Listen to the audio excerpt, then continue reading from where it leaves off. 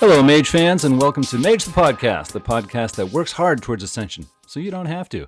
I'm your host, Adam Simpson. I'm joined by co-host Terry Robinson. And have you ever thought that the workaday world was just a little too much for you?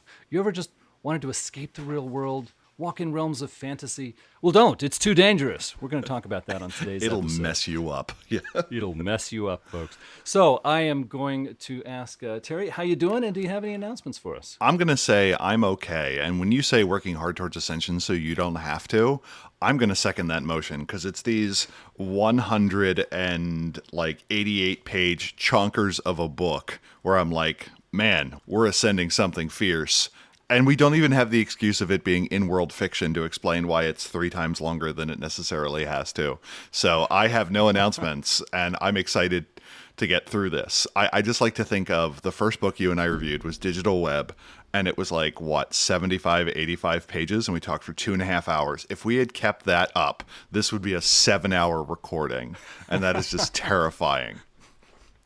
Well, I can't promise our listeners 7 hours today, but there is a lot of material here. I've got notes a little longer than normal, a lot of things I was just hoping to talk about. I realized that I should be reasonable and respect the valuable time of our listeners. But we're talking about the Umbra. Nope, being reasonable they're mage does fans. not apply they don't here. have an excuse. Well, today we're talking about the Infinite Tapestry. This is a 188-page book put out for Revised Edition of Mage in 2003. There are 4 authors listed. What is not common is we are told which portions of the book they contributed. And there is no author listed for Chapter 6. So that is either a developer who wishes to remain nameless out of humility, or that was a typo, and one of these guys worked on Chapter 6 and we're just not aware of it. Terry, can you start us off with a walkthrough? The book starts with a introduction, and it sets up the idea that there is Earth, the mud ball, the mundane world, and then there are the Otherworlds. And there are 2 that are talked about, the astral and the penumbral, which to me was immediately confusing, because when I think astral, I think high Umbra. One of the things this book does is it gives us a bunch of new terms and gives us kind of a new framework for things. So if you grab this and you're like, these words mean different things, the answer is yes. Yes, they do. It talks about how the other worlds have changed in the wake of the Avatar storm. And on a factional side, that the technocracy lost contact, but then regained contact with a fair number of agents that are still out in the cold. This has resulted partially in some of the technocrats going rogue, others being back into the warm embrace of the technocracy. But this moment of disconnect and the fact that the technocracy had to continue to work kind of seeded this notion of rebellion. There is no consensus as to what caused the Avatar storm. Within the game, you can say that it was caused specifically by the Week of Nightmares, or it was caused by the deaths from the Awakening of Ravana, or from the explosion of the Spirit Nuke in the Well of the Void, or the appearance of Antelios, or whatever, but it says, mages aren't entirely sure, which I'm fine with. And the final thing that really stuck with me is it gives us the idea that the Umbra used to be more directly tied to the mundane world, and now is not. Some change has happened over time, and then some change. We get a few storytelling principles that the other worlds are constantly changing, that they are infinite, and that story succeeds where rules fail. I would argue that rules make for good stories, but that's me being a fuddy-duddy. Any thoughts about the introduction? I just wanted to say that when I read this 3-page introduction, I was actually impressed with what a nice introductory summary it gives to the Umbra. So a new mage fan who's picking up this book and saying, Umbra, okay, what's that?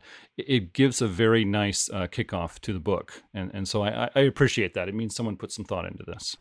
Chapter 1 is entitled Stepping Over and tries to go through a basic cosmology.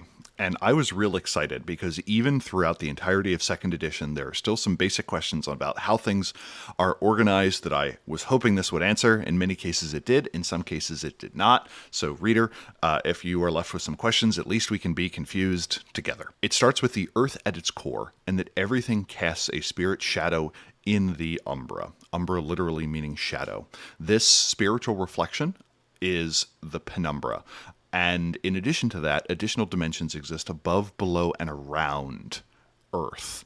the notional representation of this is that the high Umbra is above, the middle Umbra is around, and the low Umbra is below. This book does not give much treatment to the penumbra or the middle and low Umbra, and at the end of the day, I am fine with that. We get a lot of information about the High Umbra and the Otherworlds because that's where Mage plays. There's also a note that says, hey, the Middle Umbra now looks a lot like it does in Werewolf. How about that?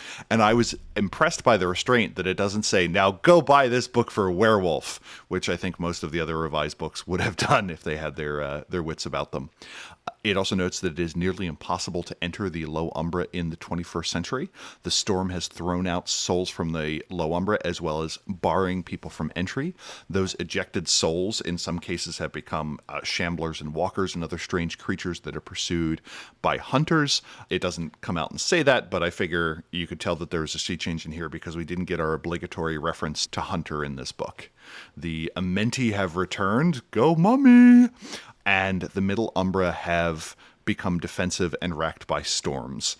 It refers to the warp, weft, and woof of the fabric of reality, and Terry's pedantry corner. I believe weft and woof are synonymous, so there's no reason to list that separately. So we have the three Umbrae, and that beyond them we have the first horizon.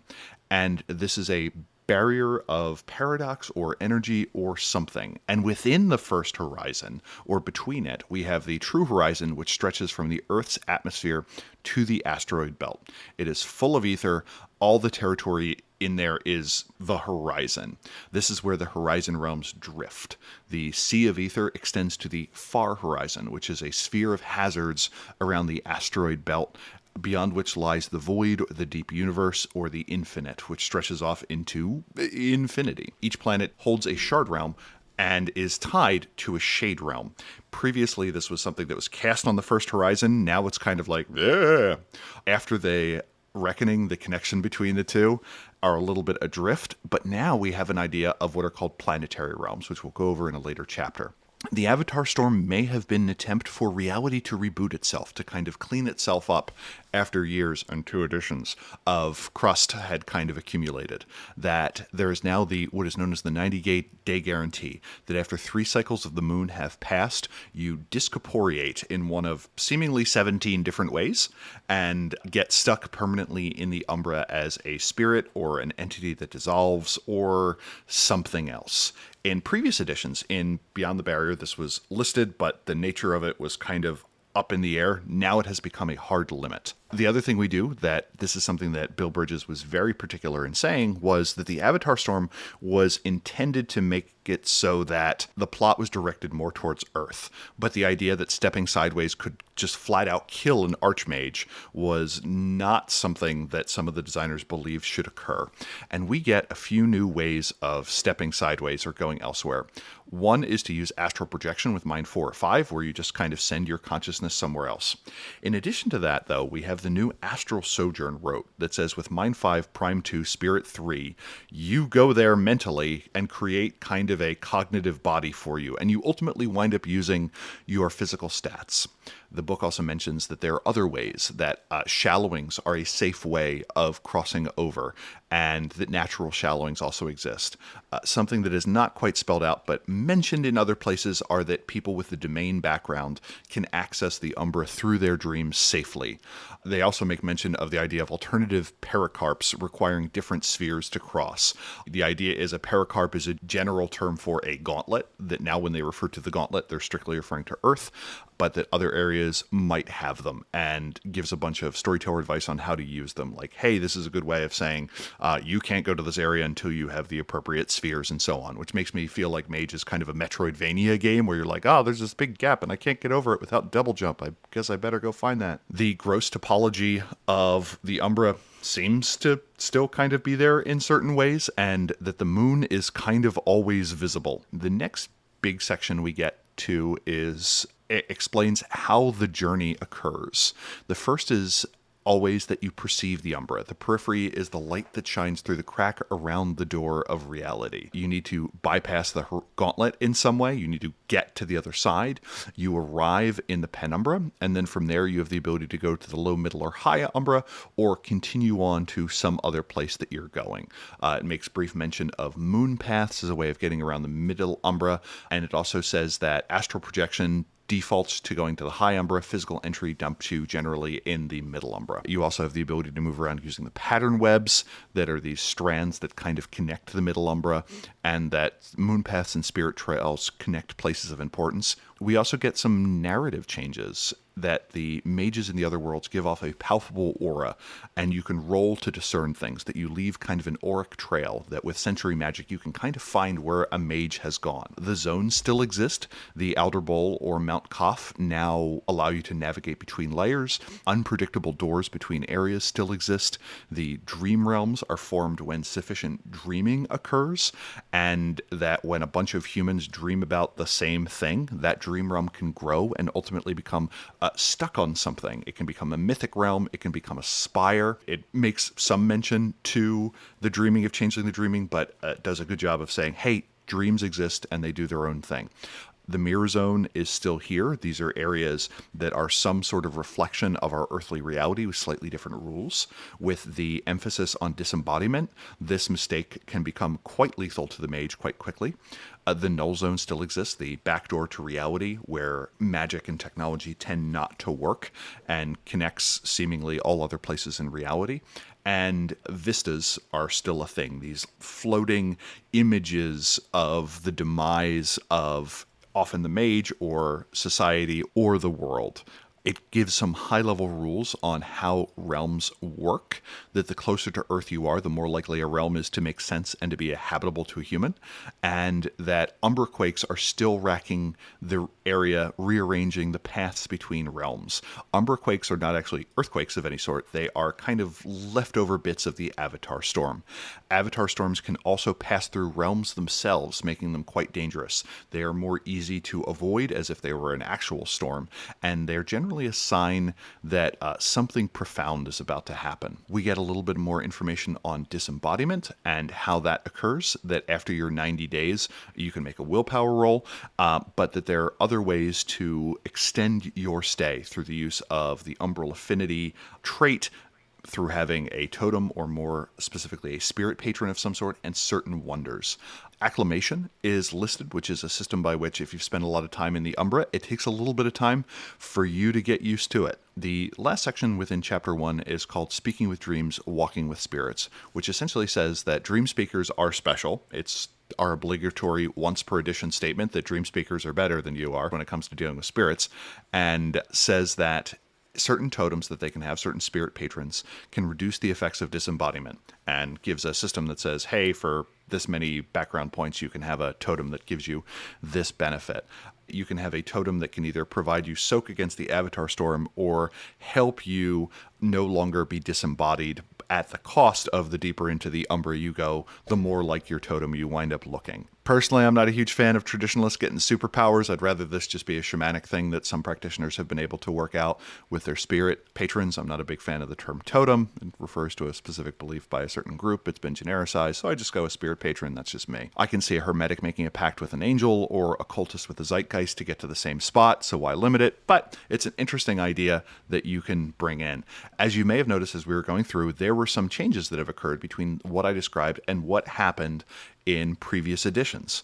And when I think of systematic reviews of changes of rules across editions, I don't think of anyone in particular, because I think at this point Adam and I have both talked about it, but in this particular case, I want to hear Adam's thoughts about it. Adam, what'd you think about all the changes? One of the real important things for me about the Tomes of Magic series of podcasts is to discuss how the world of Mage has changed as we walk through the books from beginning to end. And so I just wanted to do a kind of a bullet list of how the Umbra is different here than it was before. And the Umbra really has not been talked about very much in Revised Edition at all. And so it's not our first look at it, but it's our first serious look at it in Revised Edition. So I noticed a number of changes between how the Umbra was in the first two editions of Mage. So here we say the Avatar storm winds blow throughout the Umbra, In realms and in between realms, it's very dangerous.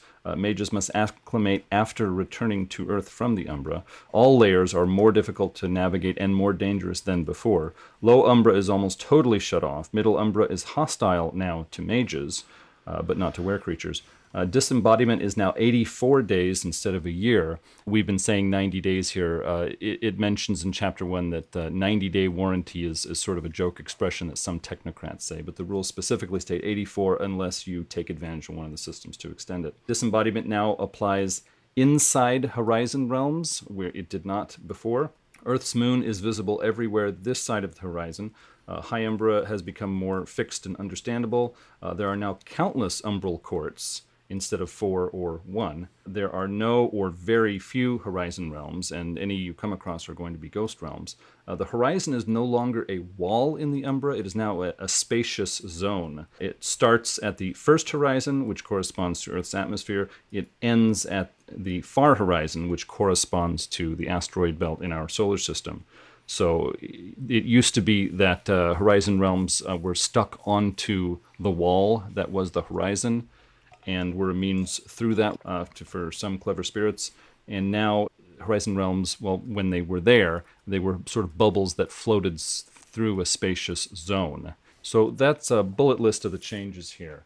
And as for my thoughts on Chapter 1, a few things that stood out to me. On page 1, it says, quote, "For untold ages, the High Umbra was only attainable by masters of the Mind Sphere," end quote. And I thought, that's news to me. Reading through every book up until this one, I thought that was, you didn't have to be a master of the Mind Sphere to go to the High Umbra if you're a mage, but maybe I misinterpreted that. You could go to it, but they specifically said, oh, you brought your physical body with you, noob? You can't ascend to the Epiphanes unless you find someone to drag you there for you. And you more or less had to astral project to get to that, which implies at least adept status, so... Okay, well, Epiphanes is part of the High Umbra, but the quote says the High Umbra. Yeah. So that was just not careful editing. But I was sad to see that the Middle Umbra is now defaulting to the second Umbra book that was published for Werewolf the Apocalypse game. I really liked the idea of there being a different experience when a mage went to a realm that were creatures were familiar with. I thought that was a really cool part of second edition, and now that's gone. So I understand that it is easier to run with for a storyteller, especially with mixed player groups, but for me it was kind of sad to see that one go. On page 21, I really like the alternate sphere methods of passing different barriers inside the Umbra, like going from the Middle Umbra to the High Umbra or stuff like that.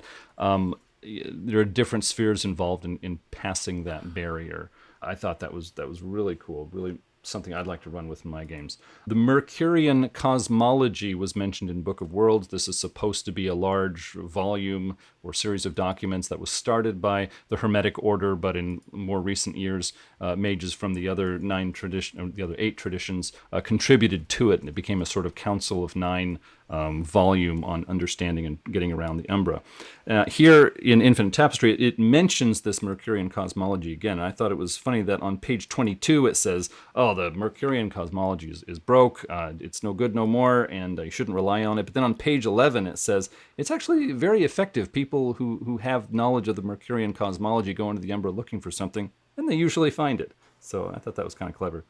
Page 30, we have a mention of umbral tidal motion. I love this. This is something that I've always been fixing on since the earliest days of Mage. And I kind of had the notion that I came up with it myself, and you won't find much of it in earlier Mage books. But here they say there are natural forces like, say, tectonic plates on the surface of the Earth, where the land masses of Earth change over time, slowly, but they do change. And it's saying this kind of thing is going on in the Umbra too. There are natural forces at work in the Umbra that make things change over time, and if someone can get to understand those, they'll understand the Umbra a whole lot better than someone who has a map of, this road will take you here.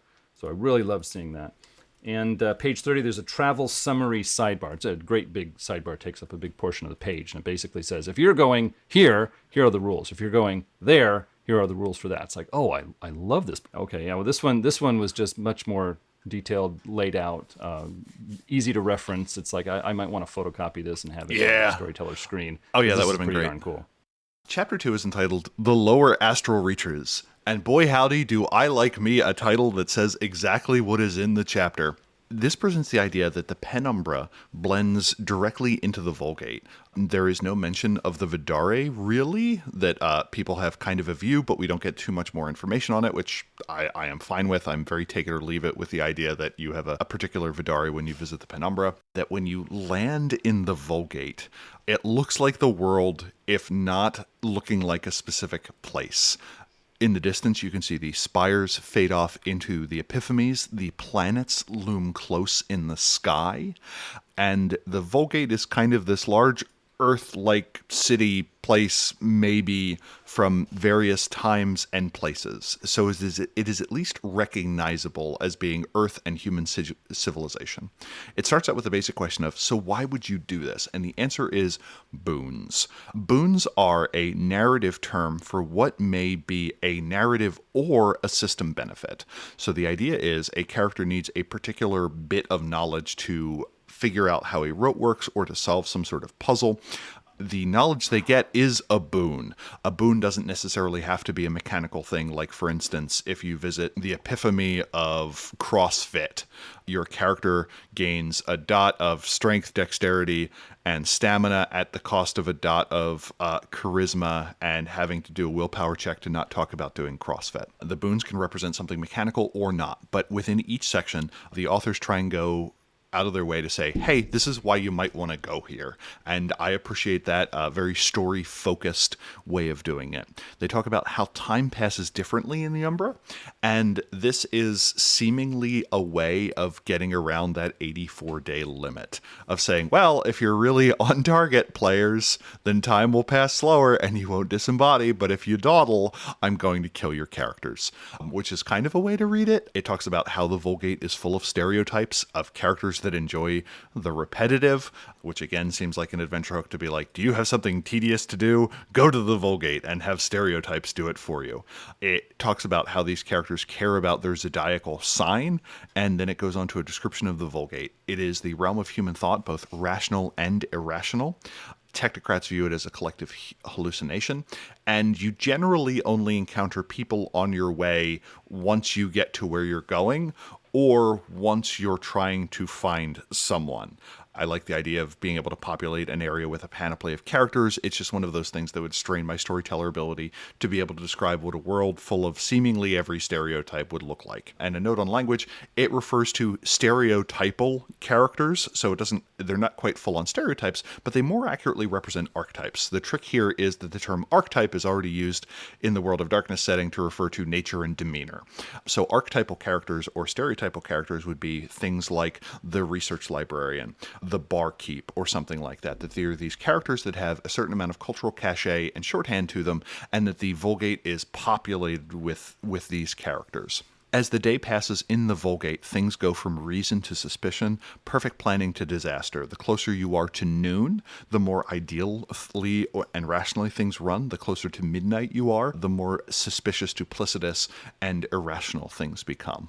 You ride through areas in the Vulgate that represent different regions of thought, that you could encounter an area that is tied to a culture or to a time period, and it notes that this is not proper time travel. This is just a representation of that type of thought throughout human history. All magic here is coincidental, but locals may take it upon themselves to maybe drop some paradox at the length of a 4-foot stick if you violate their local consensus, which I like. So the idea here is you don't generate paradox, but you may raise the attention of people if you're doing something outside of kind of what their area would do. The first major feature we get is the River of Language. It is a large delta that consists of all contemporary languages, and as you travel up it, you can go along any culture that kind of shared a language. So you go up the English branch and you find yourself in the United States or in the United Kingdom or in Australia, as well as all of the English diaspora communities. If you go back up, you may go through Old English to Saxon or something like that, and then you could follow that down and go to German or something via Teutonic route if you really wanted to. Their area is replete with strange connections between languages, as well as extinct languages being kind of these empty riverbeds and I thought this was neat. There, it is prowled by boats that move information and gossip back and forth. That anything that you tell someone who prowls the river of language will be known by everyone within a day or two. We get the rest of the chapter is notable places in the Umbra. Some persist, some change. There are a bunch here.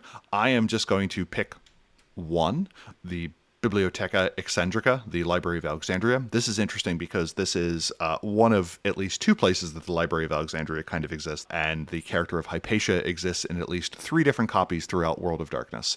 It contains much lore, and all characters who go in are politely asked for all written works that they have so that they can be copied and added to the collection. That if a character refuses, successively more extreme methods will be used to get the information out of the characters. They will always be given the opportunity, though, to provide it peacefully before they become violent. This copying process is quite rapid, and there is a special collection section of it that contains all fictional works that ever existed. Not works of fiction, but books that do not exist that are talked about. For instance, you can find the works of Kilgore Trout or The King in Yellow here. And I think this provides some exceptional story opportunities for any number of characters who want to track down a copy of The King in Yellow or the Necronomicon or something like that. And it gives stats on the people that work there, what it is a storehouse of in terms of media as such, what it would look like, the fact that periodically the stacks will collapse on someone and the people working the library will find a sage that has just been discorporeated and gone to dust, being pinned under this massive collection of books, and that can be humorous or morbid depending on the track that you would like to take. We get a number of other locations that round out the chapter, and it talks about how some have changed from previous times. The Inventium is no longer the place of great discovery that it once was, but it gives you a lot to play with. Well, when it comes to Chapter 2, I was kind of thrown by, on page 38, they say, quote, just as the Middle Umbra can be said to be composed of the collective feelings and instincts of the world, end quote. It's like, that's the first time in any mage book I've seen the Middle Umbra be referred to in that way. That is kind of wild. I thought it was all about, like, nature and animals and geographical locations and everything on Earth, but now it's about feelings and instincts, which I kind of tied to humans, and I thought that the High Umbra was the place where human thoughts, feelings, etc. were dealt with. So that was a head scratcher for me, but maybe that was just one author's point of view. The River of Language was such a long section. The author was just really, I guess, fascinated with the study of languages and wanted to carry that fascination onto page after page after page. It was interesting to see how the River of Language was an epiphany, which was like, notions of language in the Book of Worlds, but here it's not only pulled down to the Vulgate, but it is the Vulgate, and so I guess that's interesting for people to play with. As for me, it seems so normal and so relatable that for me it's like a weekend driving excursion.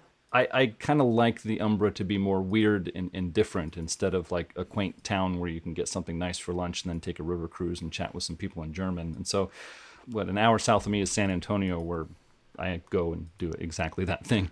But not that I speak German, but it just made the Vulgate so normal and so accessible that I can see how this makes it easy to handle for a lot of people, and I'm glad they get a resource that they can work with nicely. But as for me, I want to switch it up more, make it a little weirder, a little less easy and accessible. Chapter 3 is entitled The Upper Astral Reaches, and here we dive into what is, at least felt to me, to be a new detailed portion. The idea that throughout the River of Language and the Delta of Modernity, there are spires. These are large vertical places. They could represent a literal mountain. It could be a giant, difficult-to-navigate tree. It could be a ziggurat. It could be a building that extends from the ground clearly up into the sky. And you can fly, climb, or use magic otherwise to get up. They're ruled by storms that kind of rack their surface, whether or not you are climbing them or not. These avatar storms cause kind of small amounts of damage like the Avatar Storm. They're like baby Avatar Storms that can damage or disorient. You can also fly if you want, but to do so you need to deal with the Umbral gods that control weather and such. The older a spire is and the more established it is in the consciousness of humanity, generally the easier it's going to be to ascend. If you want to deal with the Greek pantheon or something like that, that's very well-traveled paths. It's going to be easy to navigate. More remote realms of thought are going to be be in the great ocean, this unknown area that the river of language dumps into that is kind of very much left as a blank space. The spires out in the great ocean are nearly sheer. Spires may go down. You may have to crawl down a sheer well or into a massive coal pit. And these spires can connect disparate regions. People can skip ascending a spire to go to the Epiphanies, but people who do so are named Icarites, and bad things apparently happen. They are notionally a way of preparing the self for the Epiphanies, that in the Vulgate you're experiencing humanity, and in the spires there is some sort of refinement to the self.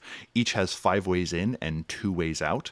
The ways in are by the senses, and the ways out are through the gates of rhyme and reason, and there are reasons or benefits for entering or exiting via one versus the other. Along the way in the spires, we have the elemental courts, of which the 2 listed ones are the Western and the Eastern court.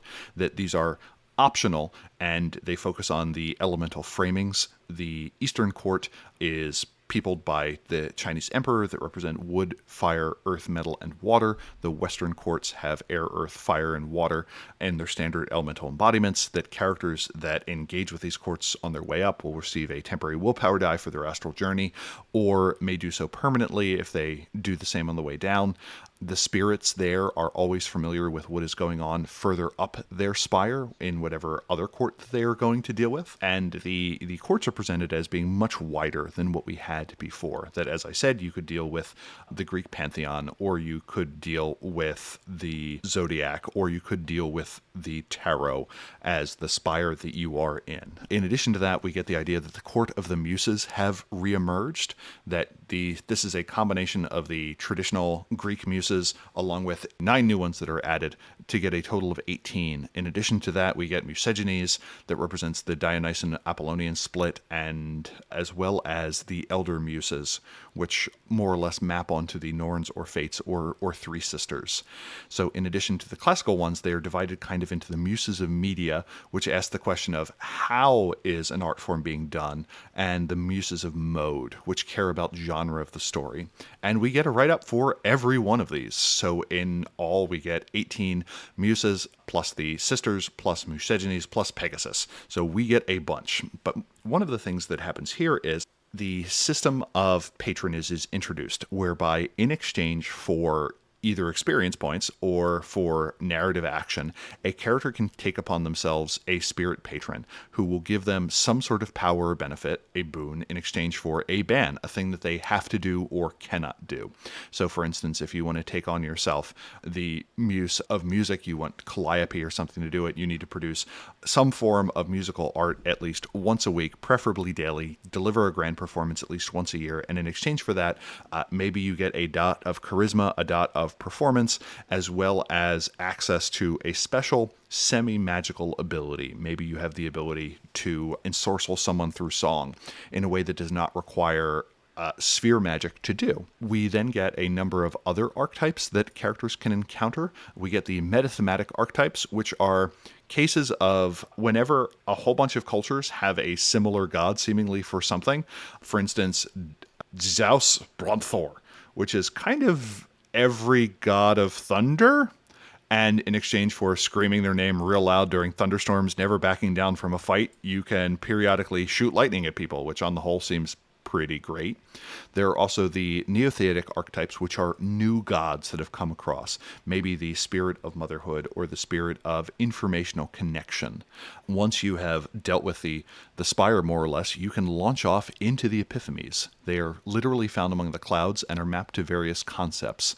These are generally viewed as being more refined, and that injuries taken in the epiphanies are not necessarily physical, but may manifest as social penalties until healed. We don't really get a system for this, but I thought that was interesting. Ladders are manifested so you can ascend to the epiphany, so you don't necessarily need to directly fly. And these bridges are going to vary in form depending on if you exited via the gate of rhyme or reason. And it goes through a bunch of epiphanies. And each of these kind of presents either a mechanical bonus or a narrative bonus. And there are a bunch. For instance, the world stage is an epiphany that you can dump into that gives the storyteller an opportunity to give you vital information and so on, which I always appreciate. The continuum orrery shows every possible configuration of the heavens from every possible culture. You can switch between a Earth-centric, moon-centric, or sun-centric view of things. You can run time forward and backwards. You can see every constellation and so on, and it can be used to find other epiphanies. We don't really get rules for it, but it is suggested that you can kind of bounce from one epiphany to another as is needed. Of these that are listed, the Well of Remembrance is one I'm particularly fond of, which is if you consume the water of it, you have perfect recall. You can see areas where your memory has been manipulated and so on. Adam, did you have a favorite epiphany or spire or what have you? And what'd you think about the chapter? Well, when I think of Chapter 3, there's actually, I had a number of notes on this one.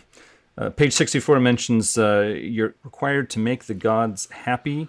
It says that many technocrats or technological-oriented mages don't want to climb the spires and deal with the Umbral courts. They want to find some way to fly right up to the epiphanies directly. And it says that the gods hate that.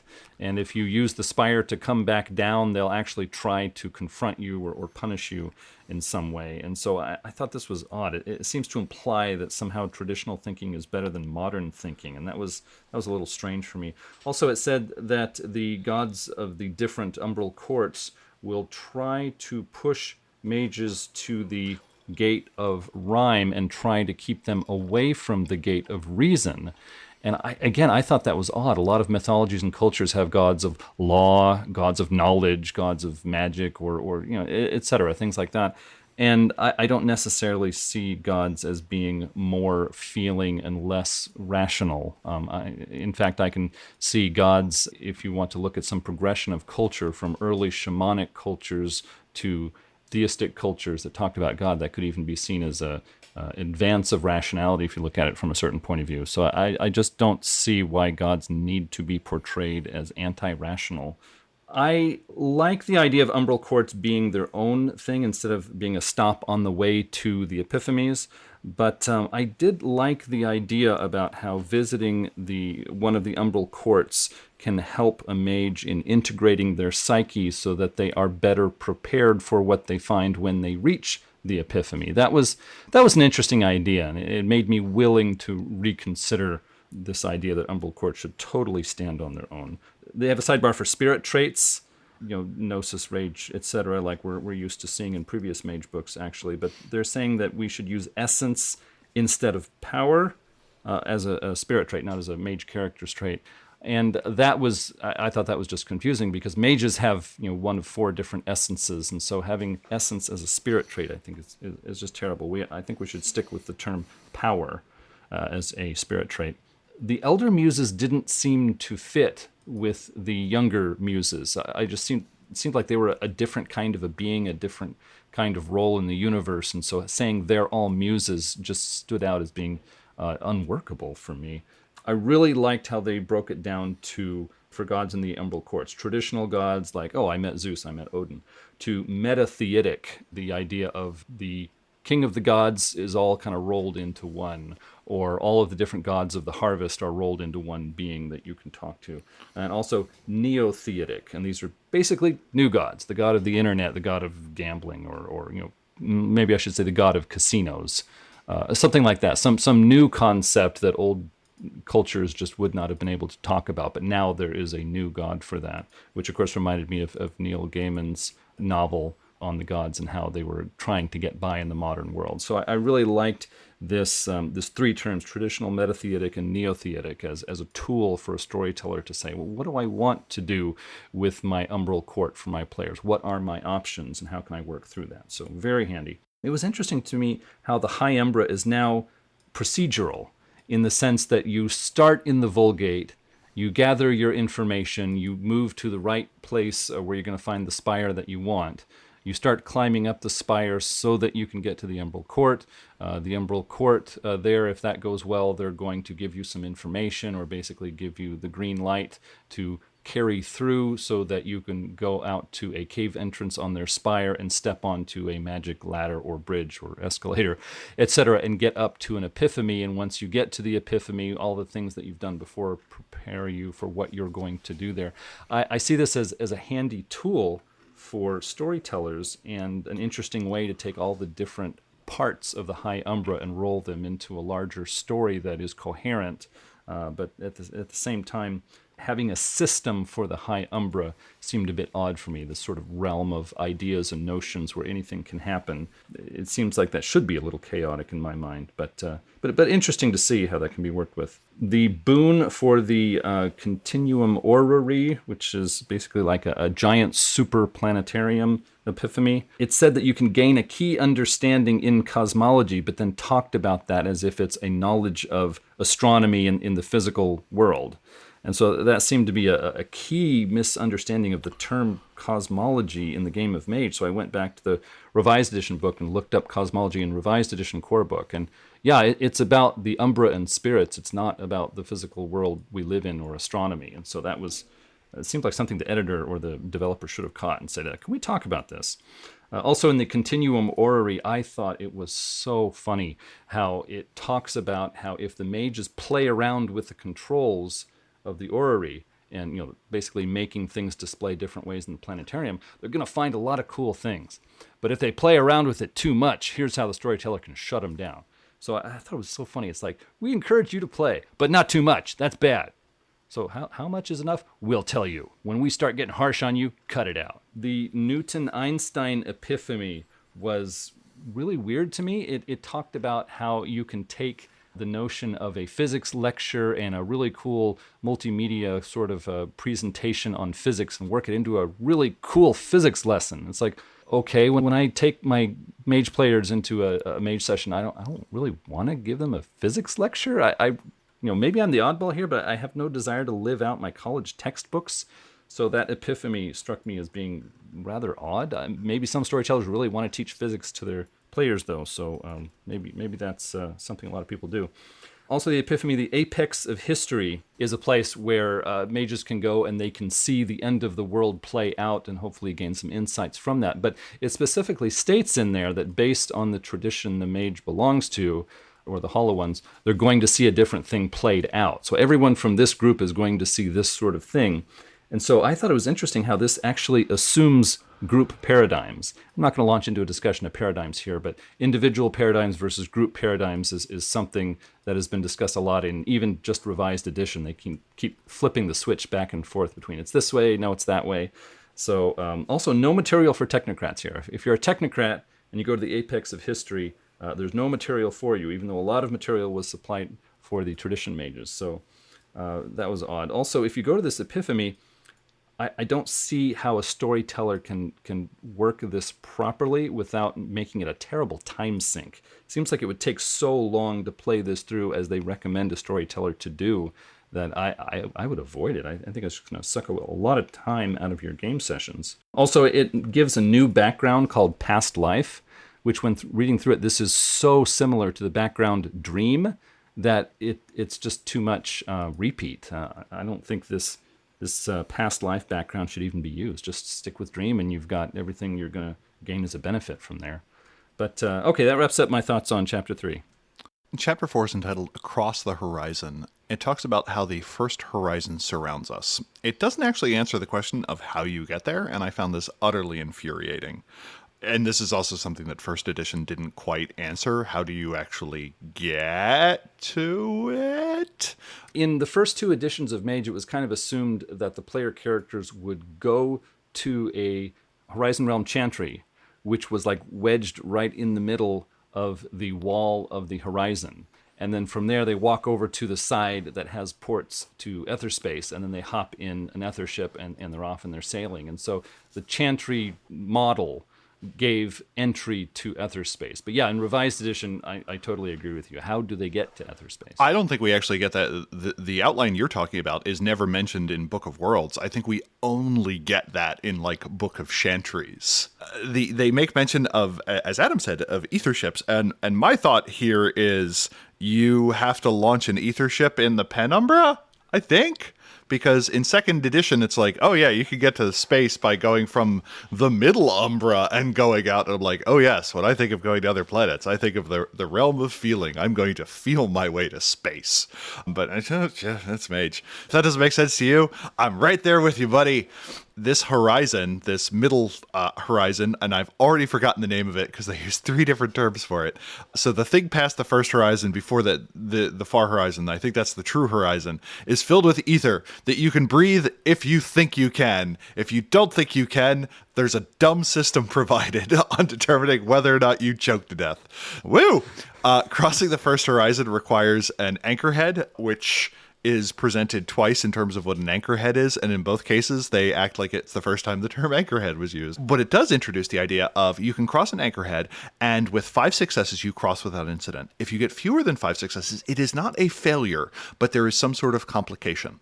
And maybe if you pass with 1 success, something gets your attention and maybe following you for the rest of your journey. I like this as an idea.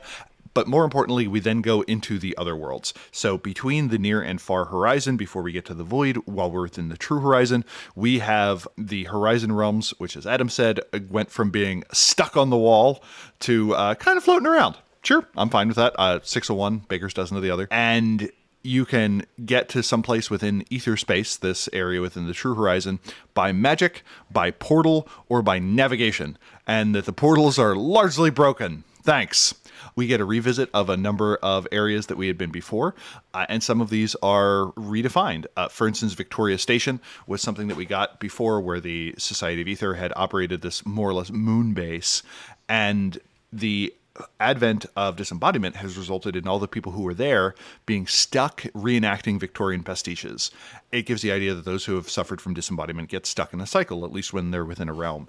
And I kind of like this, that you can visit this grand old place and see almost this kind of stationary embodiment, not quite necessarily of hubris, but maybe of the dreams of mages and how they can come crashing down. There is Uruk, which was a bipedal dinosaur that is still walking around, and I appreciate any case where we get dinosaurs that you can talk to. This breaks the rare tie in Old World of Darkness where there be dinosaurs, there be Nazis. This is just dinosaurs. No hints of Nazi, and I really appreciated that. We get rules for converting a mage to a spirit, that when disembodiment takes effect, they generally get 1 charm per dot in a sphere that they have, and it just gives you a quick and dirty way of coming up with that. There are slightly more detailed rules if you want them as well.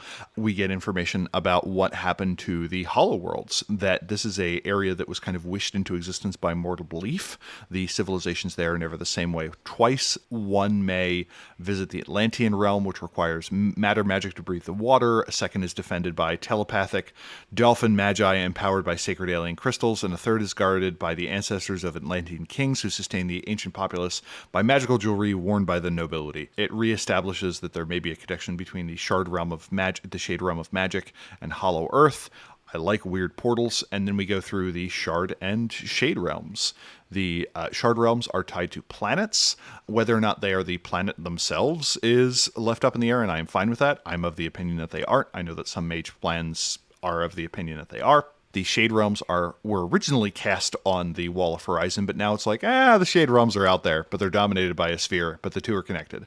It also mentions that some planets have spirit wilds, formally have their own penumbra and such, which is something that Adam proposed in the Book of Worlds walkthrough. In addition to disembodiment, they contain ghosts of their previous inhabitants, and this to me felt like a different phenomenon than disembodiment, that through using magic you can kind of will these fragments back into existence, or you can try and rebuild their domain to bring them back. But again, what's the point of doing that if you can only do it in 84-day increments? Yeah, you got me. The mythic realms for a planet are realms that are tied to the social construct of what the place is. For instance, the mythic realm of Mars may contain the Edgar Rice Burroughs, John Carter and Mars series, and each planet may have multiple of these, that there may be a mythic realm that has been defined by the Void Engineers that is just what the planet is like. And now we get the place where it's like, okay, you're going to the Umbral version of the planet and visiting the mythic realm of the technocratic version of the planet, which is just the planet. Okay, I'm following. That the other realms have kind of their own form of paradox, which kind of forces you to see the world in the way of the realm you just visited, which sounds either remarkably annoying or a great role-playing opportunity as per your table. And then it goes through the inner planets that are located between Earth and the asteroid belt. We get Mus, which is the moon of Mercury that exists strictly within the Umbra. We got a bunch of information on this in 2E. It is eventually taken over by the technocracy and then taken over by the Nefandi. And it mentions that Mus kind of has its own low Umbra, and that is where the Nefandi have taken over. Venus is a perfected version of any Earth ecology, where in some places it is endlessly raining. It gives outlines of how the spheres work, and it says, in general, if you're not sure what to do, 1 dot detects it, 2 dot deflects it, 3 dots protect you, 4 dots protect others, and 5 allows you to master the terrain. It gives us the idea that in the area beyond the far horizon, that disembodiment in the void occurs in a different way, that instead of just turning into a spirit, you will start to disappear. We get information on Duizatep, which my speech-to-text automatically translated to doorstep, and that there is a shadow that you can call forth that is so saturated with magic that sometimes you can get a mythic realm of what Duizatep was like, and you can summon the masters that were there back into existence. As to what their nature is, that is up to you. Beyond the far horizon, the first crossers into the ether space occurred in about the 1500s. The far horizon was suggested as being somewhere in the 1800s, and it goes from the asteroid belt and beyond. What I liked about this was it gave us an idea of what the far horizon looks like, that there are these anchorheads and entrances that are kind of dispersed among the asteroids, and this is an area where powerful spirits and Celestines hold more sway. Many realms float near to these anchorheads in an attempt to get access to the deep Umbra. You can also use Dream to walk through as suits one paradigm, and gates may appear from amongst them. It suggests that the oracles have been trapped as well and can serve as ferrymen, but some have gone kind of crazy. And here we get more information on the realms tied to the outer planets. For instance, the Hyperion realm tied to Jupiter, which hosts continual battles. It is the matter realm that it consists of a vast interplanetary solid in some cases, and in other places it is living out the wars for the quintessence of Jupiter that were heavily referenced in 2E, that Saturn is a realm of strange time that can very quickly cause disembodiment, but where do the people go here that are lost? One of the things that got me is they make mention that Uranus and Neptune can't be visited physically, that a seeking is required, and Adam talked earlier about the term essence already being used. I think of mage terms that we really don't need a second definition for. Seeking is kind of up there. And I just found that discussion very confusing. But it basically suggests that once you get past Saturn, things start getting real kooky. And then finally we get a little bit of information on Pluto as well, where it's like, this is the realm where everything breaks down, which is why the Euthanatoi have been able to set up here without issue for long periods of time, and why Senex is using it as a place to do long-term planning. And I'm like, this thematically doesn't seem to tie. Thank you for calling that out. I was thinking the same thing. I also like in one of the previous books, like, Senex is looking older, and you're like, maybe he shouldn't be in the realm of entropy. Just putting that one out there. Put on some moisturizer, buddy. And that brings us to the end of Chapter 4. Overall, Chapter 4 gives us a lot to work with in a bit more detail than we got in Beyond the Barriers. Still not in enough of the specifics that I want in some cases, but it's a great big toolbox to play with that you can certainly run with if you want to. I really like how it started off with rules for getting around and doing things in ether space. I thought that was very considerate of the players, and something I might work with in any edition. They talked about 2 horizon realms that may still exist. They said either all of the horizon realms are gone, or just a few that use a storyteller specifically want to work with may have, remnants of them can still be around, but basically they're wrecked and run down, and there's only some ruins left. And I did not like the fact that they chose 2 from Book of Worlds to work with and say now they're run down. I think they should have picked 2 new ones and said here's the ruins of those, because one, it doesn't go against preconceptions of Mage fans for like what they were going to do with it or what they think of that Horizon realm, but also it was a good opportunity to add more new material to the game and say, look, this was run down. It makes you wonder, what did that used to be like? Maybe there's something you can play with in your game connected to that. Instead, it's just Victoria Station, yeah, it's run down and full of ghosts, and Hollow World. And I was like, wait a minute, is Hollow World was that ever a Horizon realm? But anyways, Hollow World is now run down too, and so it's just kind of a missed opportunity in my mind. When we get to Mercury, they mention the city of brass being there, and I really thought that was so cool how it was a place where, because of the correspondence sphere and resonance connected to that, there's a lot of twisted space. And so, I mean, just an easy reference for our listeners, MC Escher drawings, how it's like you look at it and it sort of doesn't make sense and it looks like a weird place and you're not sure if you walk along that corridor what's really going to happen to you. This is like the City of Brass. I thought that was a cool idea to play, a place to play with those ideas. But also at the same time, it represented the City of Brass as some sort of like great big haunted house for mages. And I thought that's not what I'm looking for. That seems kind of something that I would rather work with on Earth, or maybe some other more established Horizon realm if I'm going to play with haunted houses. But A haunted house where if you don't leave soon enough, you die. yeah, basically. Every section on the planets here started out with a paragraph or 2 of information on the real world planets, and I thought that was just a waste of space. For one thing, Mage players aren't going to the physical world representation of Venus or something like that. And also, anyone who's even interested in that stuff can look it up in the internet or a library. And also, that kind of information changes a lot over the course of just 10 years. So, I mean, they were just asking to have their information dated. And I just don't see how it applies to anyone running the game for anyone. We want the Mage world, the Umbra world of Mercury, not the physical real world Mercury. We're not going there. Saturn was interesting with how it really warped time and play with time. Just not a place where mages can go and warp time, but a place that naturally by its nature twists and warps time. But the way they write it up in this book, it is so extremely dangerous that it's basically like a death wish. It's like if you don't give your players a wonder to get them through the experience, and they say to you, let's go to Saturn, it's like a responsible storyteller should just say, no, you'll die. It's so dangerous, it's not even funny. Because even if they don't get killed by something else, a time trick will make them go through 4 months in an instant, and then, oops, disembodied. Sorry, according to the rules, your characters are dead.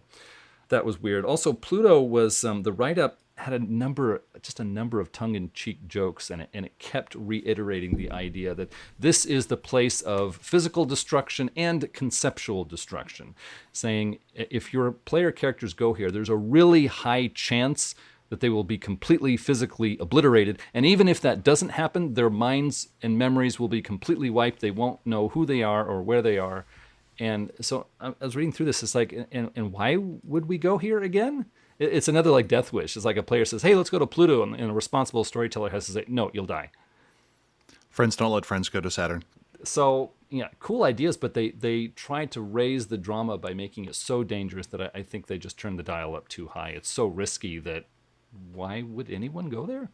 Yeah, there are certain paradoxes that occur in RPGs. Like the other one is whenever the stakes are the destruction of the world, which I think we've gotten to the point where we're like, okay, so the destruction of the world is on the table. That means we can't fail, right? Storyteller? Like, yeah, good point. It is so high that it's like not interesting anymore. Like, how dangerous is it? So dangerous. Okay. Guess we should find another way to do it because that sounds real dangerous. No, you should totally go there. Oh, okay. Yeah. Chapter 5 is entitled Beyond the Barriers, and it starts with some basic notes, and it says that what exists beyond in the deep universe or the void is it is varied, it is alien, and it wants something. And I would have liked a little more information about what's theoretically out there. Like in other books, we had received the Cop as one of those examples. Here we don't get anything, which, okay, We've gotten a lot of information, certainly, on other things. And we get information on the Chulorvoria, which is a disease that kind of wants to colonize Earth. It is crossed over from the deep ocean, where the gauntlet is thin. It has infected Project Deepwater, which is a technocratic thing, kind of, through Pentax. I like the idea that it says the technocracy may not be aware of Pentax because they tend to interact with each other, Pentax and the technocracy, through a web of intermediaries and shell companies. That is one of the first explanations of why the technocrats would deal with Pentax is it's just too complicated and they don't know. Once this infection lands in a human, they get dumb. If it lands in a cephalopod, like a octopus, the octopus gets smarter and gains the ability to burrow in and control people. Mind control squids. Which I kind of liked. It also creates an interesting case where the three people that know about this are Pentax, the Society of Ether, and the Copoloi. And I want more kooky-ass stuff like that in Mage. This is a book that brought the weird back into Mage, and every time that happens, that makes me happy. They make a mention, they're like, is this the exact same thing from Blood Dim Tides? And they're like, yep, we just think it's real cool. And I'm like, that is all the justification you need to give to me. In the same way, it's like, why do you keep adding dinosaurs? Because dinosaurs. The next section we get are on demons, and it makes a mention to this not being the same demon as Demon the Fallen. Everybody drink. It says that Umbral demons take on the garb of Christian demons, or are they shaped by human belief? They have varied motives. It kind of suggests that being a demon is real boring. Like, demon place kind of sucks. So if you can go to Earth, why not? Most have some interest in crossing the gauntlet and are willing to let mages do the work. Previously, we had 3 types of demons. The Malfians or underworld demons, the astral demons that were in the High Umbra, and those from the Void. Now they're just kind of demons. Demons can serve as patrons and provide the benefits of being a totem, but their bans and requirements tend to be much more vile. And we got 2 examples, and Tiglis is a demon who's periodically has a realm that floats close to Earth and is just a mass of vines that emerge from darkness that have the ability to tell what you're thinking by making contact with you. One of the things that's presented in numerous places in this book is the idea that certain realms can sometimes be closer or further from each other, and I would have liked a little more information on maybe what the authors intended for that. Does that just mean it means more successes, or is this kind of a way of saying, it can only be visited once every full moon or something like that? I don't know. We get a new class of entities called the Hive Dwellers, and I really like this idea. And it said that one of the things that occurred under the Heinig reign was the Nefandi were kind of downplayed because a bunch of them lost access to their Umbral masters and were kind of like, for a second time in a century. And what this says essentially is that their masters are still out there, but they just had to recalibrate their rituals to find them. And that in a number of cases that those rituals that had previously been used made contact with something else. And these things are called the Hive Dwellers.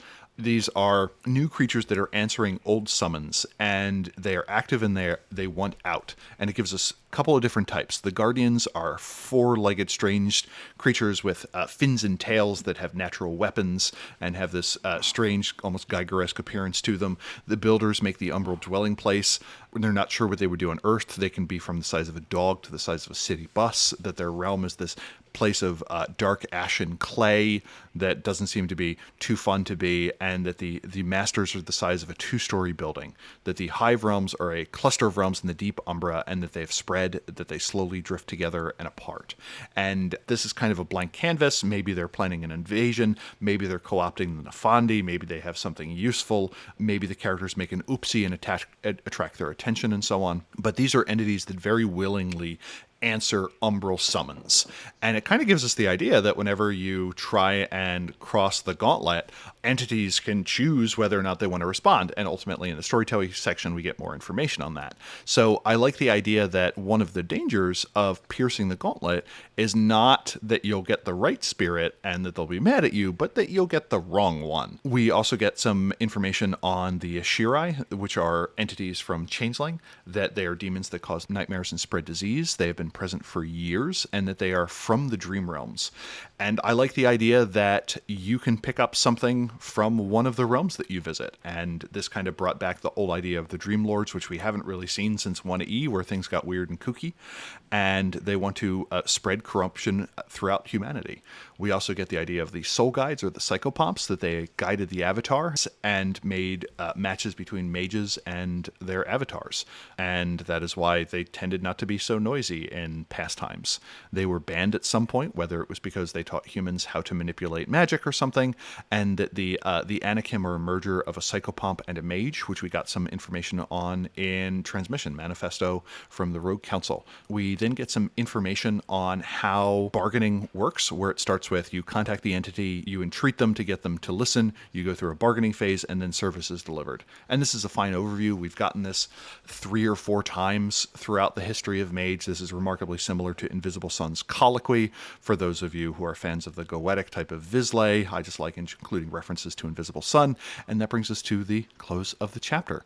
Well, I really like the idea of linking the deep Umbra and the deep oceans of Earth. Now, that was probably referenced in World of Darkness, Blood Dim Tides. I have not read that book yet. It was put out in roughly the second edition era of Mage, so that might be a recycled idea. But I really liked that notion of how thematically there's something that connects the deep ocean to the deep Umbra, and so that can be in certain circumstances controlled by the storyteller, that might be a shortcut to dealing with things that come from the deep Umbra. So I like playing with that idea, especially for villains. Kulorvaya, or however you're supposed to pronounce that, I really liked that. It does say that they pulled that out of Blood Dim Tides, but yeah, that was one of those weird, cool ideas that has hints of first edition Nefandi that I thought was very cool. And of course, to link that with Watchers from the Deep, which were mentioned in Book of Worlds, I think that's a natural connection is something I would love to play with. So I enjoyed that section.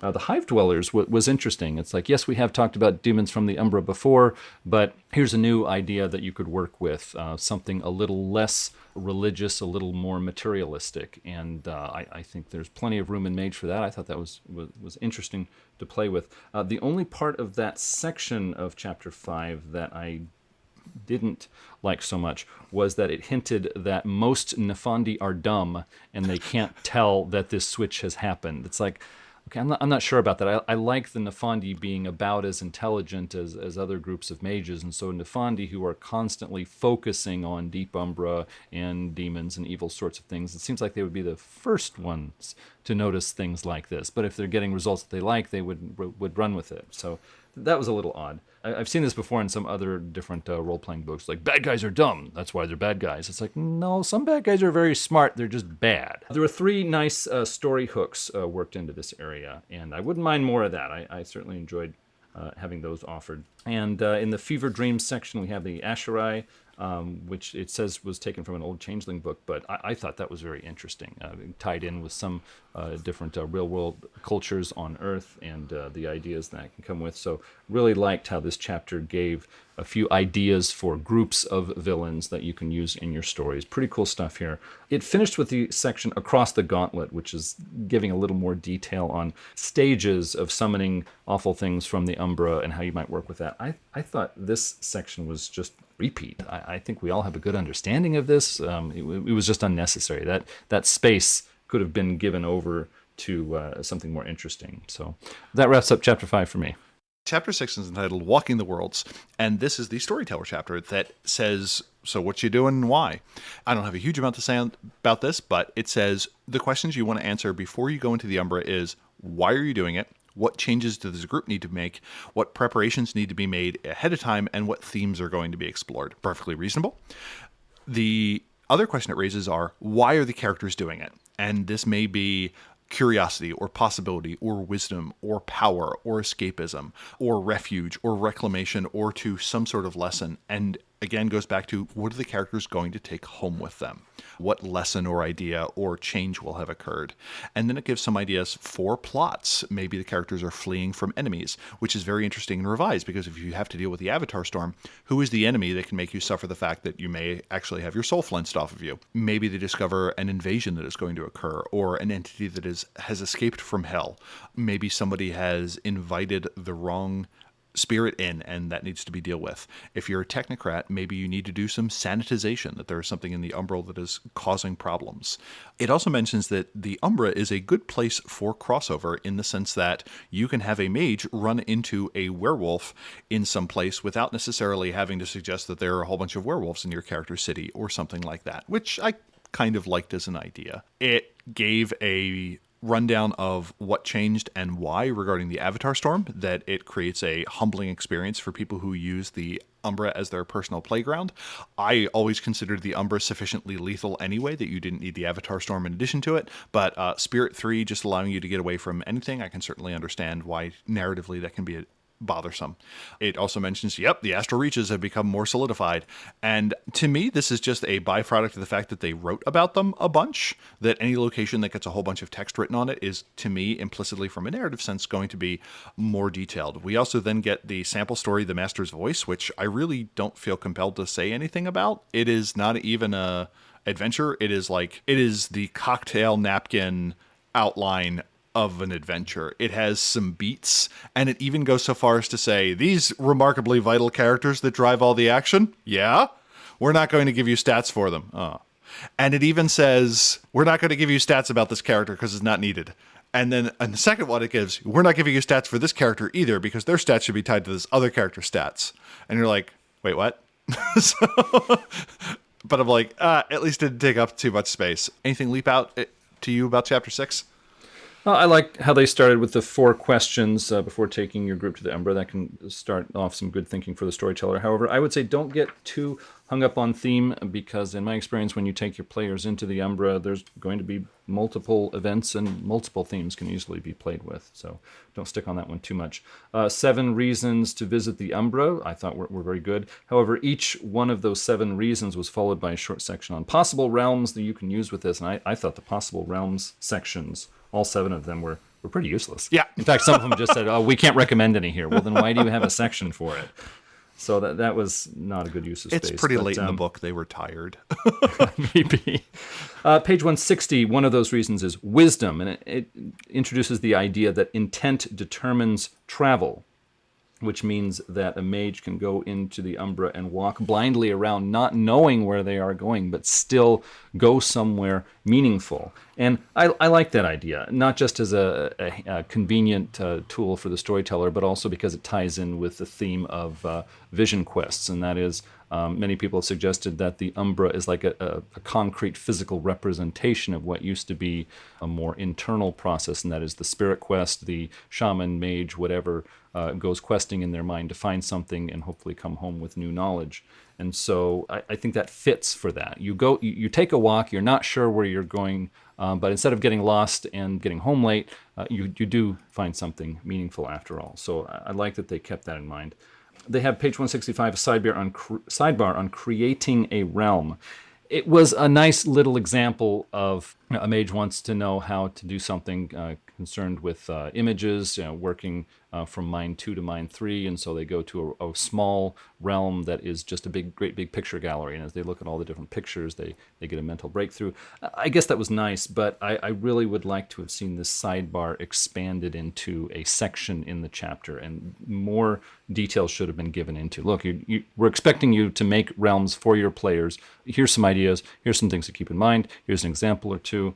It was just a lost opportunity. On page 165, again, they mention that storytellers should be flexible. And specifically what they say is there are a lot of things you set up in your story session for your players that are like throwaway. It's like some bad guys attack them because you want some action. And that's fine. There's nothing wrong with that. But if the players assume there's some great significance to that, then as a storyteller, you should be flexible. You should be ready to stop and say, oh, yeah, maybe this does represent something more meaningful, more important. Let me come up with an idea and work that into my game session and be ready to do that at the drop of a hat. And I think that's great advice. I think more storytellers should be given advice like that. I've had a lot of things in my games where I just threw in an NPC because I thought, maybe there ought to be some atmosphere or some flavor. The players latch onto it and say, I want more here. And so I created more for them. And it's a lot of fun. There's a section on Umbral plot devices. And I just want to say, finally, the Umbra reaches to Earth. This is something that was ignored through much of revised edition and even second edition. The idea that it isn't just people on Earth who go into the Umbra, but sometimes the Umbra comes home to Earth and causes problems here or sends some of their bad boys to stir things up. I thought that was a touch of first edition. Warmed my heart. Enjoyed it. But beyond that, some of the ideas they put here, I think, can lead to very interesting stories. So I think they accomplished 2 or 3 worthy goals at once with that section. Finally, I have been talking about the sample stories published in Mage Books. There's not a lot of them, but the ones that there are, I've been calling out and discussing. And so here we have the sample story where they started off saying, this is a bare bones story. And boy, were they right. It is so bare bones. It's not very useful. They promised nothing and then delivered on it. Yeah, basically. It's like you could do something sort of like this, and it might end kind of like this, and maybe this will come next. And yeah, there's these 2 characters, but we're not going to give you any stats. And wouldn't this be fun? And I'm like, I could have come up with that on my own, at the drop of a hat. It's like, this is not a good use of space here. It's like, either give us a sample story or don't give us a sample story. But this sort of half measure was worth less than 50%, let's say. So yeah, not a good use of space. But finally, Terry, anything on the appendix? The appendix was actually, to me, quite useful because one of the things that Bill Bridges has said before is that they wanted to make the Umbra less inviting, not necessarily directly hostile. And this goes through a bunch of ways that you can deal with the Avatar Storm. From low-level things of something called pathfinding, which with Entropy 1, Spirit 1, you can path a way through the Avatar Storm, which lets you, based on successes, have soak dice to use against the Avatar Storm. Remembrance lets you stave off disembodiment for a day in exchange for a point of quintessence.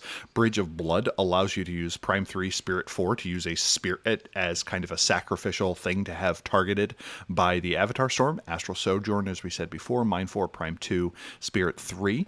In addition to that, we get a number of very useful wonders. The Biotemporal Maintenance Field Generator, that in exchange for a unsoakable loss of a health level, you get an extra week before disembodiment happens, which I like this because this suggests that characters who took the huge merit, which gives you an additional health level, can stay in the Umbral longer. So I just like the idea of these absolutely jacked dream speakers with field maintenance generators just walking about the Umbra being like, do you even disembody, bruh?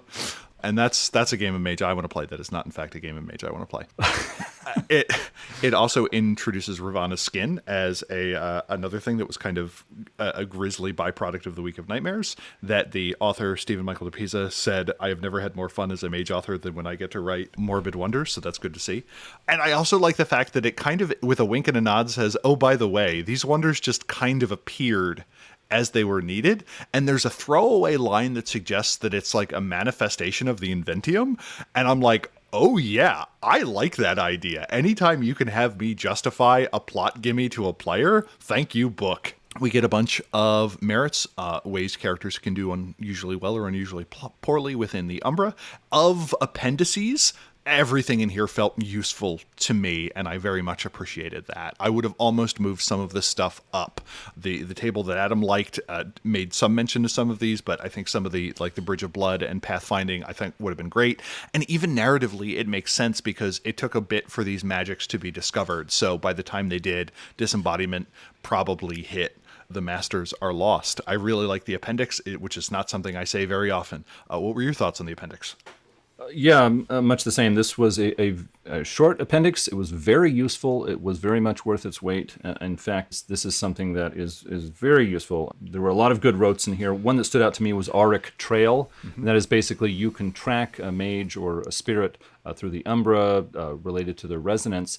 And I like this as an encouragement to players to even go to the Umbra at all. As a storyteller, I can talk to some players and they're like, oh, we would get lost there. It's kind of a scary place. It's like, no, there's a trail. You can follow the trail to what you want, and then you can look for a way out. Or the thing that you're tracking that got in, if it knows how to get in, it probably knows how to get out. And so this can be an encouragement for players and useful for stories. So I really liked that road in particular. Also, there were some wonders. The Dream Gates, multiple things that have to do with dream realms, the Onera. I thought that was really handy. It says that more of them are appearing now. This was an interesting encouragement for a storyteller to attach a story to that. And also the idea of the perfected focus. I found profound. This idea that it is not just a sword, but it is a sword from the High Umbra, or it is a sword that you took to the High Umbra and there perfected its core concept, which, I mean, some people might say, well, that's just stabbing or slashing, that's violent. It's like, well, no, swords have been very important as symbology in many cultures and mythologies. And so a perfected focused sword is not necessarily a thing for killing people. So I really like that idea of taking this object, and it is more than just what it is. It's like a super representation of its core concept, and you can take that to Earth, and it's going to be different than the average pen. It's going to do things that no other pen can do. So I just really would love to play with that as a storyteller. And also the merits and flaws, they were very appropriate to this book. If I'm not running the content of this book, most of these merits and flaws may not be so important. However, I did like natural shallowing, and that is something I could use in any edition of Mage. Shallowing is a place where anyone can accidentally walk from Earth to Umbra or Umbra to Earth. And so with this merit, instead of attaching it to a place, it's attaching it to a person. I thought that was very interesting. I didn't make that mental leap myself, but I would love to play with it now that I've seen it. So that wraps up my thoughts on the appendix, and I guess it's time to just talk about the book in general. Terry, what were your thoughts? This book was great. This was a fire cannon. This this was a fire hose of useful stuff. It did leave me with a lot of unanswered questions. I like the astral reaches being a little more solidified. I like the kind of quest framework that we got in here. If you still want to do the kooky out there stuff, you still have the void, you still have realms and so on, but just giving a little bit of order and structure to it, I super like. I think it gave reasons to go some places. The idea of spirit patrons being usable and not unreasonable, and being like mage inflected, because in Werewolf you have so many patron options and they're all tied to natural spirits and so on. But to give the idea that like, oh no, I am tied to Calliope or Terpsichore or some new god, it just feels very magey to me. Your characters still have access to all the existing ones if they would like to have a more traditional patron or what have you. But yeah, no rules for ether ships. Was really hoping to get something on this, but I still had some vagueness on like how navigation actually happened. It gave systems for it, but I'm just not quite sure how you cross that first horizon. And I can come up with something as a storyteller, but I always like to kind of know what the devs wanted. Some of the stuff regarding how the planets work, the Shard and Shade realms, got a little bit confusing. I would have liked a little more information on. I am fine, for instance, with Saturn being unnavigable, because that is a plot device to me and saying, oh no, person went to Saturn, we have a very short period of time to recover them before disembodiment takes over or what have you. So it can give things like that, but a few more handholds I thought would have been great. This is a big sprawling book. The parts don't necessarily agree with each other internally. Adam talked about how essence was a term that was reused. I was thrown off by seekings being reused. This just felt like a book that, again, was struck by Revised having a very aggressive timeline and just those finishing touches not necessarily always being able to put on it.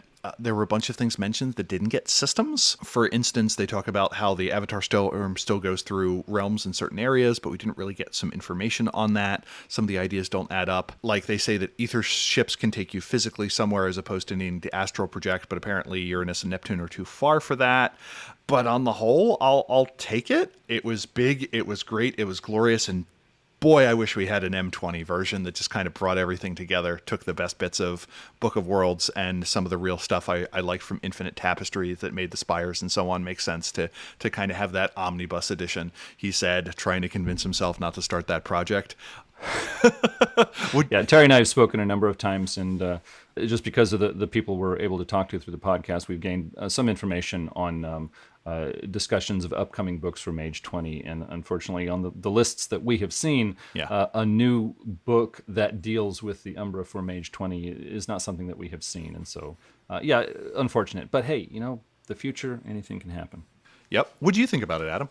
Well, there were a number of things here, 188 pages, and they are definitely action-packed, which is to say there's a lot of content here. We do not get long character fiction sections that say, yeah, I guess you're a good writer, but so what? No, this book is packed with stuff for you to go over and work into your games. For me, the High Umbra was basically redone for this. They basically took just about the whole High Umbra and said, okay, that's how it was in Book of Worlds. We're going to redo it for this book. And there was a real focus on intellectual, I guess you could even say psychological kind of themes here. And so I think that kind of narrowed, for me at least, it narrowed the possibilities of what you can do with the High Umbra. I thought the Middle Umbra in many different World of Darkness books is allowed so much latitude and so much freedom. It seems like the Middle Umbra is where you can put all kinds of wild, weird ideas, but here the High Umbra is more focused. But again, for me, it's not as fun, but I want to make it clear that there are a lot of Mage fans I have talked to who thought, whoa, the High Umbra, that is just a confusing mass of muddle. I can't do a thing with it. And they come to this book, it's like, hey, this makes sense. I can run with this. It's like, I'm so glad that this is available for the people who want it, for the people who are going to use it. I'm really glad it's there. Even if I'm not the guy running with this material, I'm so glad that other people are. Different Mage fans can get the things they need. I'm really glad that this book did not spend time on Middle Umbra or the Low Umbra. Going back and looking at the Book of Worlds again, that was one of my disappointments there. It's like the High Umbra is like the mage part of the Umbra.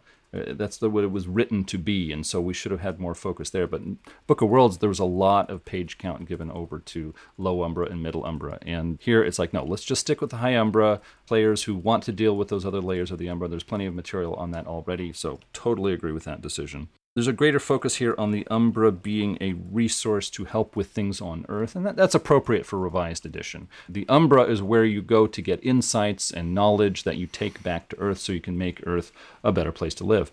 And that really fits with Revised Edition, so it was very appropriate for this book. As for myself, it's no secret that I like some of the themes of the previous editions of Mage, and that is that when you awaken, you find out that the world is much bigger than you thought, and so the Umbra is an extension of the real world. It's just most people don't know it's there. And so what that means is you can do things in the Umbra that will affect Earth, or you can do things on Earth that will affect the Umbra. I like playing with ideas like that. But yeah, for a lot of people, that's a little too out there. So this book had a very appropriate focus for Revised Edition. So good job on that. One of the things I gotta say, just drove me crazy was this book harped non-stop on disembodiment, almost like a nagging mother at times.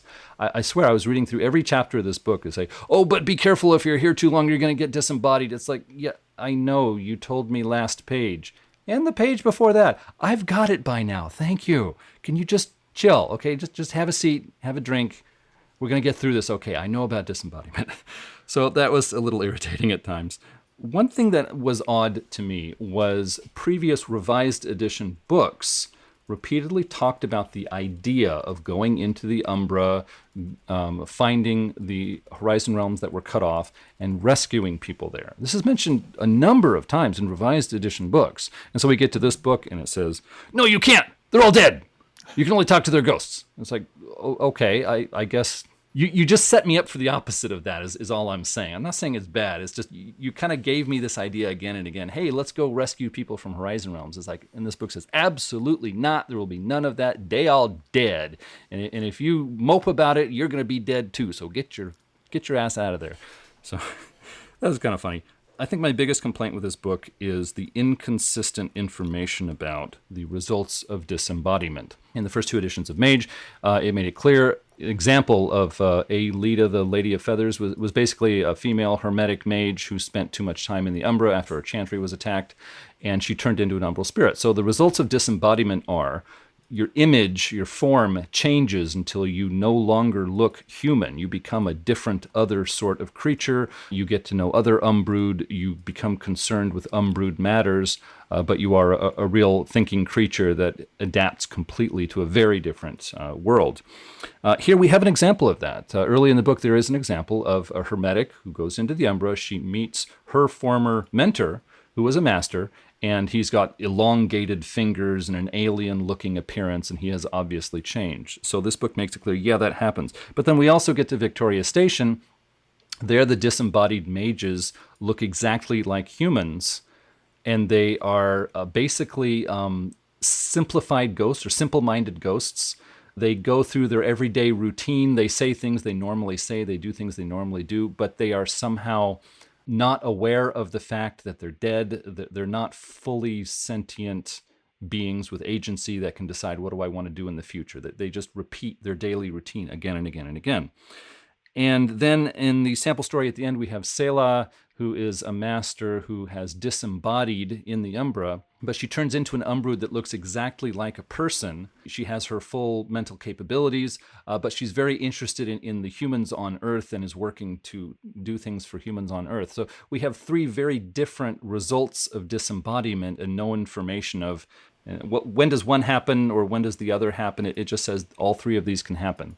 So that was a glaring inconsistency for me. I really would have liked just some sidebar saying the result is random, it could be one of these three. Or if you disembody like this, you're going to get this result. If you disembody over here, you're going to get result number 2.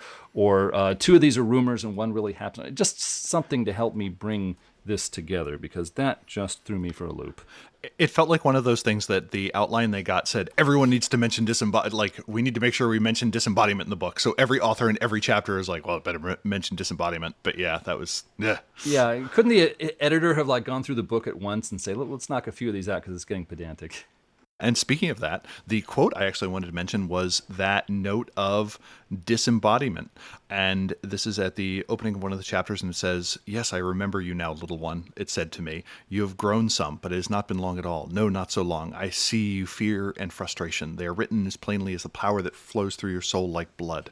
Do not fret, little one." At this, it reached out with its hands, its fingers each longer than a man's arm, and gently stroked my cheek in what must have been construed as a comforting fashion. Raw quintessence boiled over the tips of its crystalline claws, and so powerful was the sensation that I hardly noticed the tiny rivulets of blood that flowed from the cuts it left on my face. My eyes burned with tears, for the fatherly gesture, despite how grotesque and monstrous it had become, was familiar to me. The elemental had not lied. What floated in the ether before me had once been Antonio de Roma, master of Ars Vis and my potter, from the journals of Veronica Underwood, Bonnie Sages. I love those little bits. The paragraph-long level is the exact level of in-world fiction I want. The most mage quote occurs on page 176 when they're talking about talking with Selah and what can happen when you have that conversation. And it says, Selah may help you. Selah may not help you. And then the final one is any other possibility that the character's actions might suggest. And this, kids, is why it is hard to run mage. And I thought that one sentence perfectly encapsulated it. Did anything jump out to you? Not always, but this time one quote just absolutely jumped off the page to me. Page 62. "These churned up areas have since been recovered, repopulated, and rebuilt with unfounded fantasy and rumor, or with modernist revisionism." End quote. Indeed, Sam. Indeed. Well, I wanted to round us out with 3 adventure ideas before we wrap up today. Number 1, the players obtain 3 Umbral navigation wonders. One is hundreds of years old, a recent one from before the Avatar Storm, and one made after the Avatar Storm. The players have a unique opportunity to travel the Umbra and compare data from the 3 wonders to learn about the shifting currents of the Otherworlds. The only wrinkle is each wonder comes with its own baggage. The Staff of Many Crossings bears the mark of the Duke of Masks, an Umbral lord well known to Umbrood for his deceptions and his long-ranging plans. Yatraman's excellent compass is a golden dish that, when filled with liquid, gives directions or hints to guide the user. Yatraman was an ambitious member of the Order's House Titleist, who made many allies and enemies among the Umbrood. Anyone using the dish may be mistaken for his apprentice. The pendulum of Imara was stolen from a prominent Verbena who demanded its return, but there's no need to worry. She disappeared after taking a quest to the Umbra. There's no way she's going to cause any trouble. Number 2, a tradition chantry is in trouble. Its node stopped giving tasks, and at random intervals, its buildings and grounds temporarily became semi-transparent, fading to bare soil. The players discover the chantry is linked to a lost horizon realm. Whenever the fading occurs, a shallowing opens to that horizon realm where the ruins of a cathedral to an unknown religion and its supporting buildings lie. No life is found there, but large, indecipherable sigils were burned into the wrecked buildings. The horizon realm will break up soon, and it will take the earthbound chantry with it. Is the reason for this connected to a secret the chantry leader is trying to hide, or do the Umbrood lords want something so badly they'll risk disturbing the other side of the gauntlet to get it? Storytellers can focus this story on intrigue in the chantry or exploring the Umbra surrounding the horizon realm. Number 3, a gentle old man appears at the player's chantry or one of their sanctums and begs to stay. He bears a strong resonance of rest and revitalization. Examinations indicate he's an embodied spirit. If allowed to settle in, the player's wounds heal faster and study time is more effective. The players are contacted in dreams by an astral spirit claiming the visitor is really a peninsula on the river of language in the Vulgate and must be returned. The Vulgate's river is filling with silt while the surrounding area runs down. The old man wants to stay, although he won't say why, but the astral spirits threaten dire consequences. As the players sort it out, they learn the kindly old man has been infected with an unearthly malady. Could the infection spread through the Vulgate? The players' research, diplomacy, and cosmology skills will be taxed as they search for an answer. The solution may have to do with a children's rhyme that motivated the spirit to cross the gauntlet. So those are three rough ideas for stories. Hopefully you can find something entertaining there. And Terry, any last thoughts? I am super excited that our next book is small. And that is that is tradition book Order of Hermes. So I look forward to getting back to what we do best, which is long sections of in-character prose punctuated with exhaustive lists of things. Yeah, I'm looking forward to that book too. I always like reading about the Order of Hermes, and this was one of the few books where Mr. Brucato came back and contributed to revised editions. So I'm looking forward to that. I have not read it before. Well, if you have something to say, please contact us at magethepodcast@gmail.com with your questions, comments, or feedback. Subscribe to Mage the Podcast on iTunes, Google Play, TuneIn, or other aggregators.